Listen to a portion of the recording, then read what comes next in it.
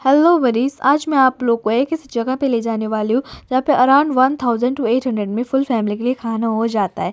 वैसे वो जगह है, बोल दूँ बता ही देती हूँ। वैसे वो जगह है शादी, जहाँ पे अल्टीमेट अराउंड 800 to 1000 में फुल फैमिली के लिए खाना हो जाता है। एंड मुझे तो शादी में आना बहुत अच्छा लगता है। अगर आप लोगों को भी अच्छा लगता है तो एक लाइक ठोक ही दो मेरे लिए यार, इतना तो कर ही सकते हो। डेकोरेशन सब अच्छा था एंड फूड काउंटर में देखे तो उतना वैरायटीज़ नहीं था, लेकिन जो भी था अच्छा था। एंड ना यहाँ पे एक्स्ट्रा गोलगप्पे एंड पकोड़े वगैरह भी थे। पकोड़े तो एकदम ही अच्छे नहीं थे यार, मैं बुराई नहीं कर रही हूँ, मगर और अच्छा बनाते तो अच्छा होता। वैसे ना मुझे ना शादी में ना एक बात एकदम ही अच्छी नहीं लगती, जब खाना खा रहे होते हैं तभी बीच में कैमरा ला के वीडियो करने लगते हैं ना, मुझे वो बात एकदम ही नहीं पसंद है।